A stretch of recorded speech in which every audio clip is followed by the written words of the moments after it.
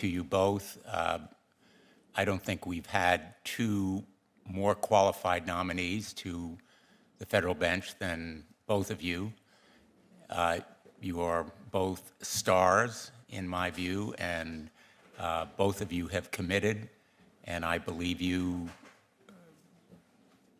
sincerely that you will put aside whatever your personal beliefs are and that you will make judgments fairly, following precedent and respect for the rule of law.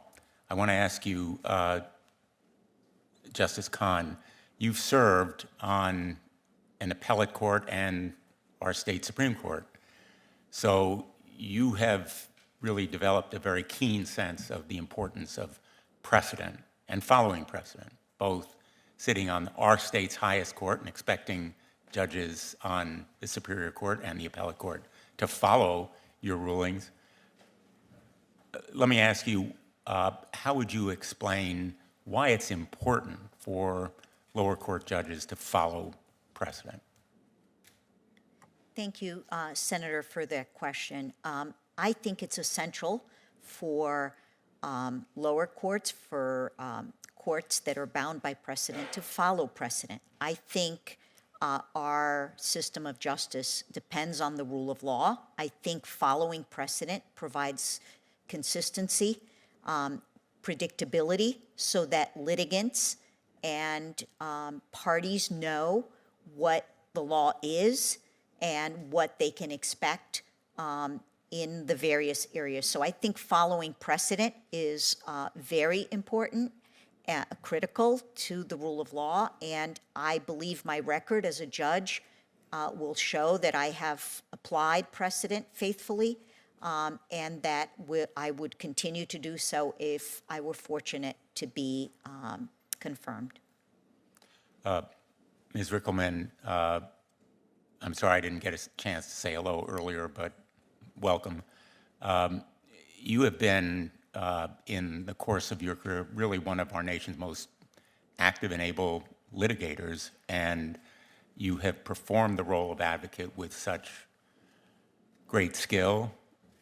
I wonder whether what you would say to this panel about your ability to put aside that part of your life where you have excelled and to go to another life where, in effect, you will be applying precedent and respecting the rule of law to follow the United States Supreme Court, even when you disagree with it. Thank you so much for that question, Senator. Yes, I've been an advocate for many years now, several decades, and what I will say is, as an advocate on behalf of every single one of my clients, regardless of the case or the claims, all I wanted from the federal judges before whom I appeared was for them to be fair and impartial and to follow the law. In fact, my advocacy always relied on federal judges following Supreme Court precedent in every case, and that is absolutely what our legal system requires. The rule of law would not be possible without it. My family came to this country because of the rule of law. I understand what it's like, based on that experience, to not have faith in a government institution. So I can pledge to this committee that I will faithfully follow all Supreme Court precedent, and that every litigant, every attorney that comes before me will find a fair, open-minded judge who will follow the law.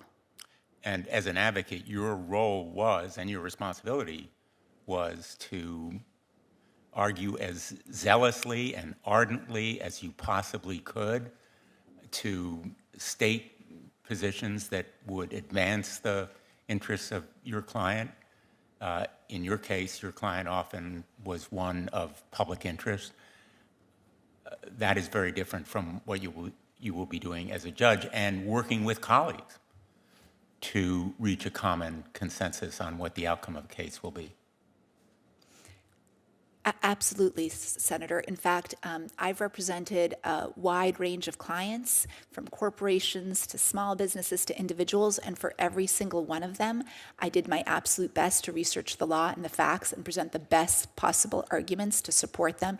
As a judge, I will have a very different role. I understand that role because I always wanted to appear in front of fair, open-minded judges who would follow the law. Nothing is more important to me than the rule of law, and I pledge that I will follow it. Thank you. Thanks, Thank you Senator very Bowman. much, Mr. Chairman.